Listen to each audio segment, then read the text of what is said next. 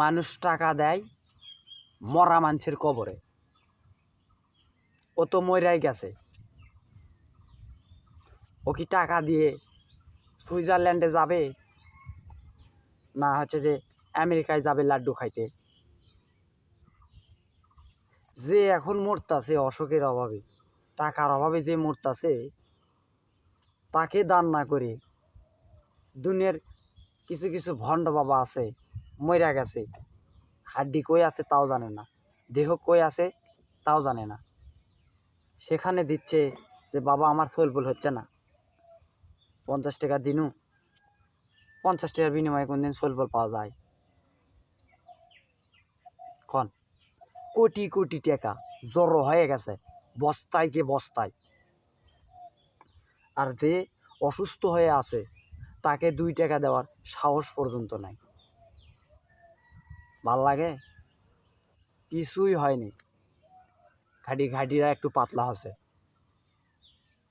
বাইসা থাকতে একটা টাকাও দিলেন না, যে অসুস্থ, যে একটু সুস্থ হবে, তার কিন্তু পরিবার থাকতে পারে, যে তার পরিবারে কিছু দেই যাতে সে ভালো থাকতে পারে।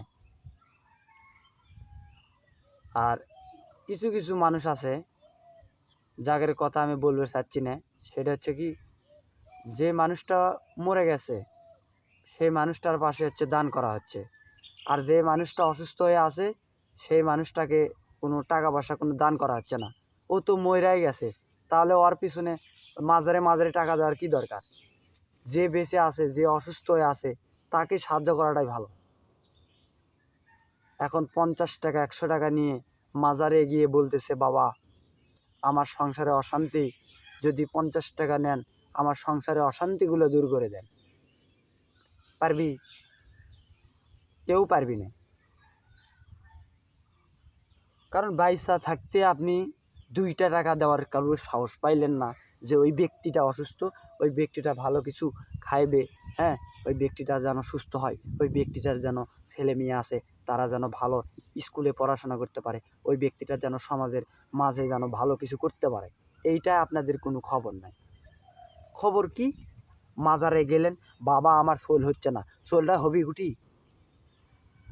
জাগার জিনিস জাগাত দিচ্ছ না, তাহলে সোল হবি? দান করো, আমার কথা দান করো, কিন্তু এমন কিছু কইরো না যে মরা মানুষক তোমরা দান করবা। পারলে যে বেঁচে আছে, যে অসুস্থ হয়ে পড়ে আছে, অসহায় নিঃস্ব হয়ে গেছে তার পরিবার, তাকে দান করা উচিত। কেন? পরবর্তীতে সে বলতে পারে তোমাকে দেখলে যে ওই ভাইটা আমাকে 10টা টাকা দিয়ে হলেও সাহায্য করছে, যার জন্যই আমার পরিবার আমি আজকে চালাতে পারতেছি। তো যদি মনে কোনো কষ্ট দিয়ে থাকি তাহলে সবাই ক্ষমার দৃষ্টিতে দেখবেন, কিছুই হয়নি, খালি ঘাটি একটু পাতলা হচ্ছে।